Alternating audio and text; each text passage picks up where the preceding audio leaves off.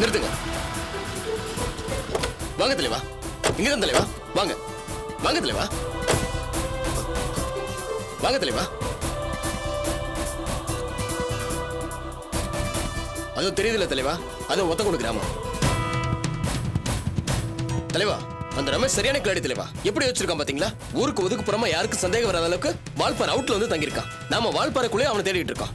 தலைவா, அவன் மட்டும் வால்பாறைக்குள்ள இருந்திருந்தா நான் எப்போ அவனை பிடிச்சிருப்பேன். ஏன்னா வால்பாறையே என் கையில தலைவா. பாத்தீங்களா தலைவா, அவன் அவுட்ல தங்கிக்கிட்டு எந்த அளவுக்கு தண்ணி கட்டிருக்காங்க.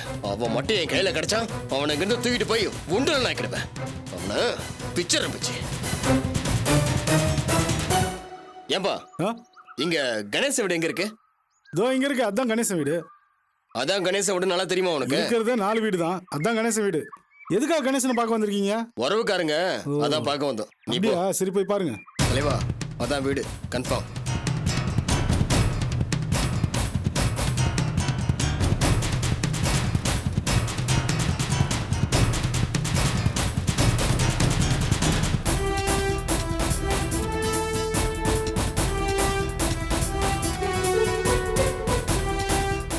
இருங்க தலைவா. டேய் சத்தம் போடாத. தலைவா, கொடியில துணி காயுது. ஆள் உள்ளதா இருக்கா? பிடிச்சிருவோம். டேய், நம்ம ஆளுங்களா பிரிஞ்சு தனித்தனியா வீட்டு சுத்தி நில்லுங்க. கோழி அமுக்கிற மாதிரி. வாங்க வாங்க தலைவா.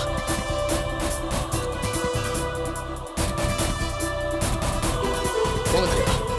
டேய் டேய், இதெல்லாம் என் பொண்ணு திருமணிடா. டேய், மாலை வேற. தலைவா, நம்ம வரம் தெரிஞ்சு போயிட்டாங்களா இல்ல நம்ம வரம் முடிய போயிட்டாங்களா? ஒன்னும் புரியல தலைவா.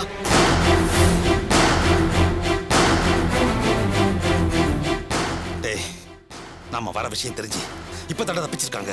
இந்த பார், இப்ப பிடிச்சு போட்டு சீக்கிரம் துண்டெல்லாம் கிடக்கு. தலைவா, எப்படி தலைவா? அதான் வாழ் தான், தலை தான். என்னடா மாத்தி சொல்ற? அம்மா, ஆளானப்பட்ட தலைநகரத்துக்கே தண்ணி காட்டுறல வாழ்பாறைக்காரன் அவன் கில்லாடி தானே.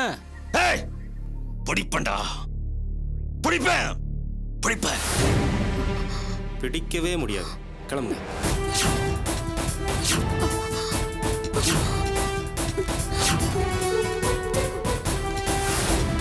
இந்த வால்பாறை பூரா எனக்கு அத்துப்படி. உங்க அப்பா தலையில நின்னாலும் உங்களை கண்டுபிடிக்க முடியாது. Just miss.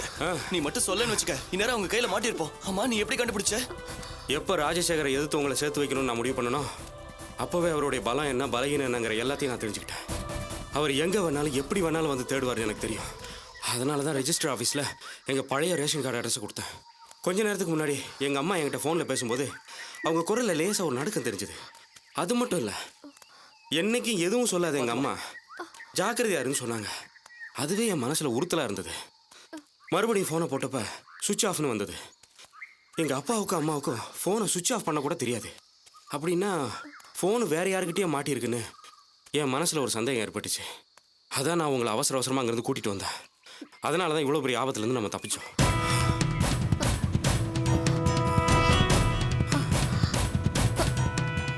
எங்க அப்பா எங்களை தேடி எங்கேயோ வந்துட்டாரு.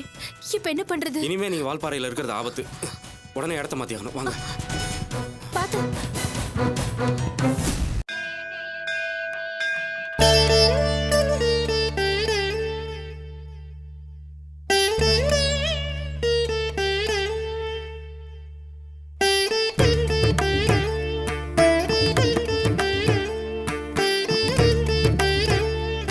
இதுதான் நான் உன்னை கையெடுத்து கும்பிடுற கடைசி நாள்.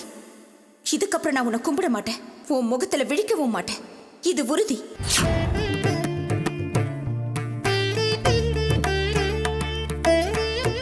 என்னம்மா, ரொம்ப நேரமா கோயிலையே பார்த்துட்டு நின்னுட்டு இருக்க? உள்ள போய் சாமி கும்பிட வேண்டியதானே?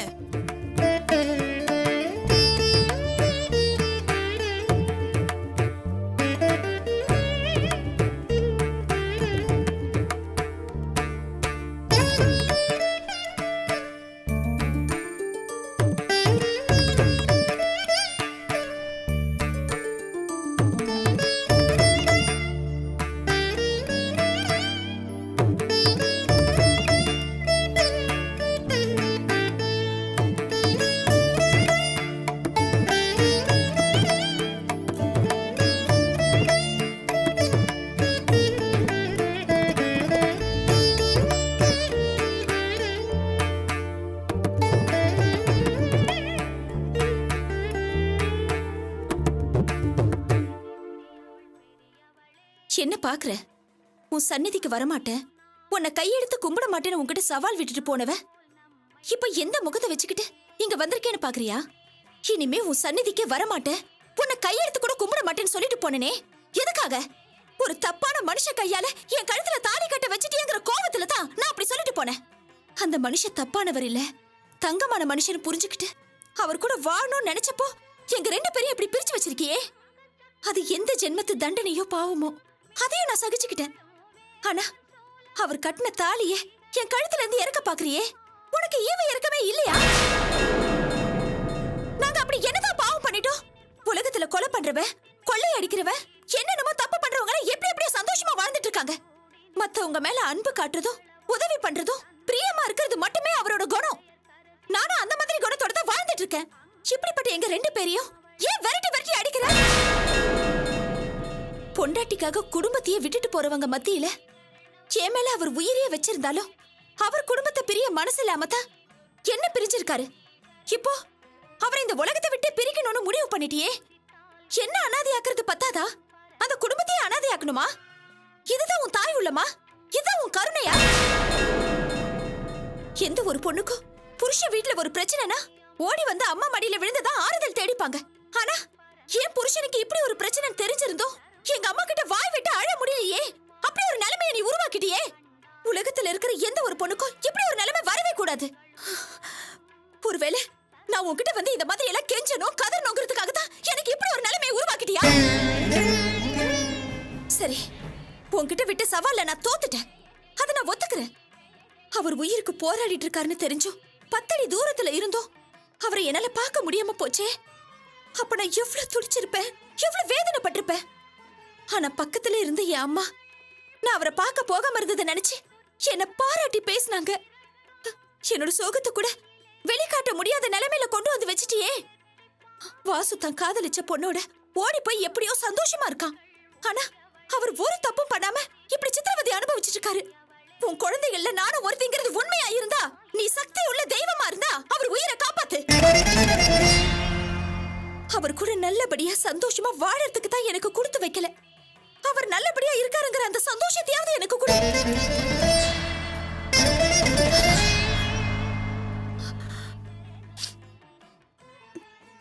அர்ச்சனா, ஒண்ணு கோவில்ல பார்த்து எத்தனை நாள் ஆச்சு? மாப்பிளைக்கு ரொம்ப சீரியஸா இருக்காமே. அப்பா கோவிலுக்கு வரும்போது சொன்னார். இப்ப எப்படிமா இருக்கு? தெரியலங்க சாமி. ஆத்துக்கார எப்படி இருக்காருன்னு பொண்டாட்டி போய் பார்க்க முடியாத நிலைமையில சிவகாமி அம்மா ஒண்ணு வச்சிருக்காங்களே, என்ன கொடுமைமா இது? உங்க அம்மா மனசு இப்படி இறக்கம் இல்லாம போகும் நான் நினைக்கவே இல்லம்மா. என் அம்மாவை விடுங்க சாமி. இந்த அம்மா என்ன பண்ணா? என் புருஷனை முதல்ல காப்பாத்த சொல்லுங்க. அவருக்காக நான் எது வேணாலும் பண்ண தயாரா இருக்கேன். ஒரு பரிகாரம் இருக்குமா, அதை செஞ்சு முடிச்சிட்டா உங்க ஆத்துக்கார உயிரை காப்பாத்திடலாமா. என்ன பரிகாரம் சாமி? உள்ளங்கையில நெய் விளக்க ஏந்திண்டு அது அணையாம இந்த பிரகாரத்தை 9 முறை சுத்தி வரணுமா. அதை செஞ்சுட்டா அதுக்கப்புறம் உங்க ஆத்துக்கார பொழைச்சு எழுந்துட்டு வருமா.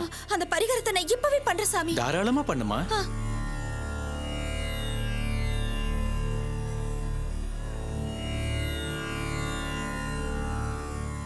இந்த நெய் உருகிற மாதிரி அம்பாள் மனசு உருகி இந்த ஜோதி மாதிரி உங்க ஆத்துக்கார் ஜீவன் பிரகாசமா இருக்கணும்னு வேண்டிண்டு சுத்தி வாமா.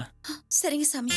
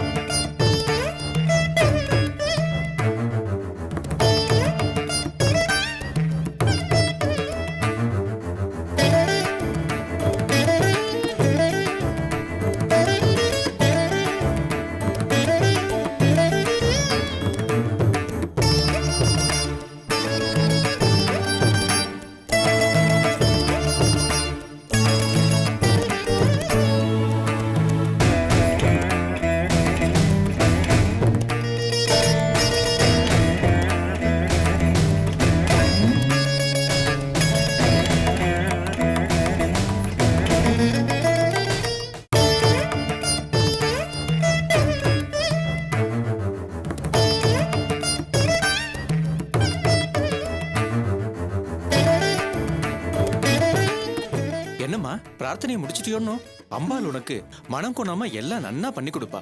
குடுமா.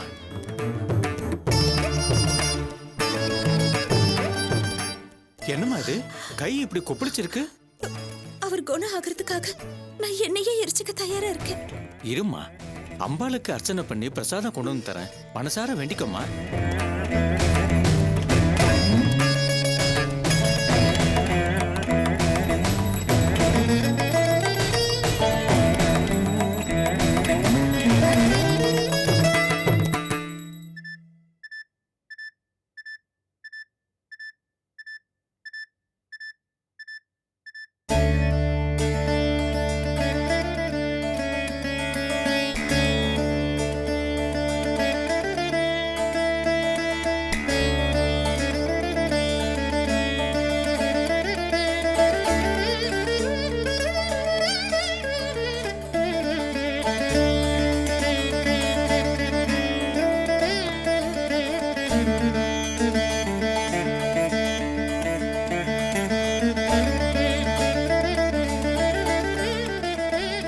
டாக்டர், அந்த பேஷண்ட் கண் அப்படியா? முடிச்சிட்டாரு. வாங்க.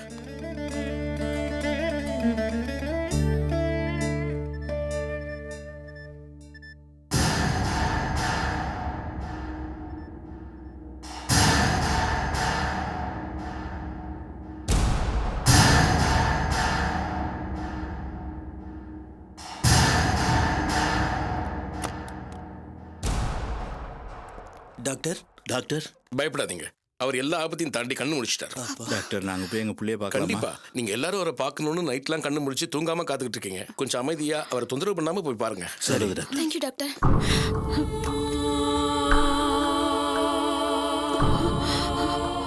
ஐயோ செல்வம், நான் கும்பிட்ட தெய்வம் உன்னை நல்லபடியா காப்பாத்திருச்சுப்பா. ஓ நல்ல மனசுக்கு ஒண்ணும் ஆகாதுடா.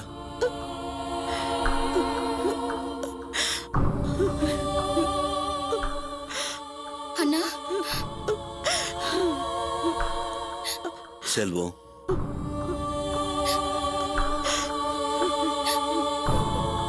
நாங்க ரொம்ப பயந்து போயிட்டோம்ப்பா. நல்ல வேலையா உனக்கு போன உயிர் திரும்பி வந்துருச்சு. வாசு வாசு பத்தி தகவல் ஏதாவது கிடைச்சதா? தெரிஞ்சதுப்பா. வால்பாறையில் இருக்கிறதா தகவல் தெரிஞ்சு அவனை தேடி ராஜசேகர் போயிருக்காரு.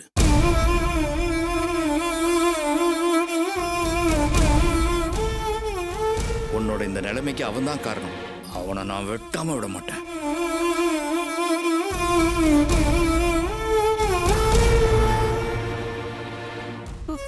அம்மா, செல்வம் ஹாஸ்பிட்டல்ல இருக்க விஷயத்தை கேள்விப்பட்டதுலேருந்தே என் பொண்டாட்டி இவனை பார்க்கணும்னு துடியா துடிக்கிறா. நான் போய் கூட்டிட்டு வந்துடுறேம்மா.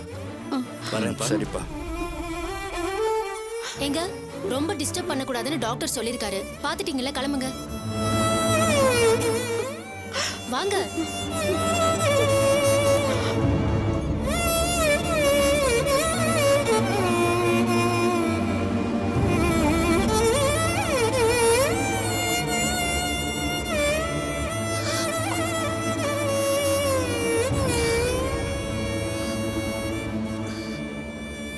தாயே, எனக்கு நல்ல தகவல் வரணும்.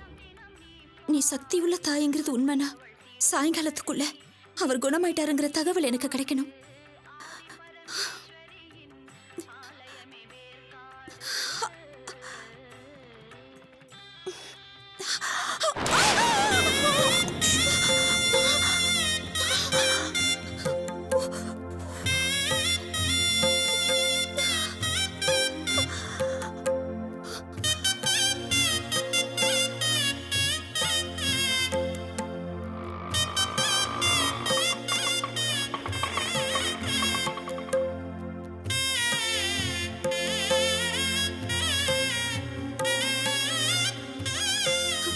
அவர் எப்படி இருக்காரு?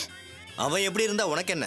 நீ நல்லா இருக்கல்ல, 3 வேளை சாப்பிட்டு நல்லா தூங்கி சந்தோஷமா இருக்கல்ல, உனக்கு என்ன? அவன் ஒரு முட்டாள். அவனுக்கு அடுத்தவங்க மேல அன்பு காட்டுறதுக்கும் பாசம் வைக்கிறதுக்கு மட்டும் தான் தெரியும். அதனாலதான் கடவுள் அவனை மேலும் மேலும் சோதிச்சுக்கிட்டே இருக்காரு. அண்ணா, இன்னொரு முறை நீ என் அண்ணான்னு கூப்பிடாத. நான் கூட உன்னை என் சொந்த தங்கச்சியை தான் நினைச்சிட்டு இருந்தேன். இப்ப சொல்றேன், இது மாதிரி ஒரு தங்கச்சி எனக்கு இருந்திருந்தா நானே கழுத்தை நெரிச்சு கொண்டிருப்பேன். என்ன பாக்குற? ஹாஸ்பிட்டலுக்கு வந்திருக்க, ராணி அண்ணன் உயிருக்கு போராடிக்கிட்டு இருக்கான்னு கதறி கெஞ்சிருக்கா. ஆனா அம்மா தான் முக்கியம்னு கூடவே போயிருக்க. நான் தெரியாம தான் கேட்கிறேன். 4 நாள் ஒருத்தன் கூட பழகினான்னா அவன் ஹாஸ்பிட்டல்ல இருக்கானா ஓடி போய் பாக்குறோம். ஆனா அவன் உனக்கு தாலி கட்டின புருஷன், அவன் கூட குடும்பம் நடத்திருக்க. கொஞ்சம் கூட மனசாட்சி இல்லாம அம்மா தான் முக்கியம் அம்மாவோட முந்தானையை பிடிச்சிட்டு போயிருக்க. உனக்கெல்லாம் மனசாட்சின்னு ஒண்ணு இருக்கா இல்ல கல்லா இருக்கா?